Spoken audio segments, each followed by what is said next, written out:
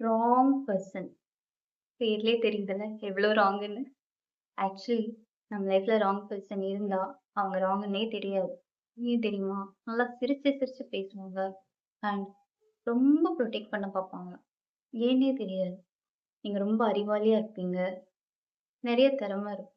ஆனா அவங்க உங்க கூட இருந்தா நீங்க ஒண்ணுமே இல்ல. நீங்க ரொம்ப இன்ஃபீரியரா ஃபீல் ஆவீங்க. அதுதான் ராங் பர்சன் கிட்ட இருக்கிற பவர்.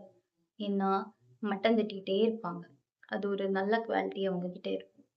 அண்ட் அனதர் திங் வந்து உங்க லைஃப்பை ஈஸியா டிஸ்ட்ராக்ட் பண்ணிடுவாங்க. ஈஸியா அழ வைப்பாங்க.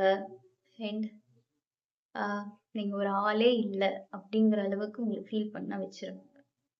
கொஞ்சம் கொஞ்சமா உங்க டைமை ரொம்ப எடுத்துட்டே இருப்பாங்க அவங்களுக்காக. அண்ட் எமோஷ்னலி உங்களை வீக் பண்ணிட்டு இருப்பாங்க.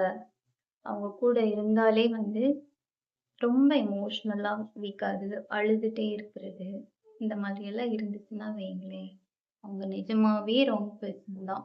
ப்ரொடெக்ஷன் எல்லாம் கிடையாது. அது வேற. ஸோ இப்படி ஏதாவது இருந்தா உங்களை வந்து அவங்க கிட்ட இருந்து எந்த அளவுக்கு டிஸ்டன்ஸ்ல கொண்டு வர முடியுமோ வந்துருங்க ப்ளீஸ். பிகாஸ் அதனால நிறைய நீங்க ஃபேஸ் பண்ண வேண்டியதா வரும். ஓகேவா?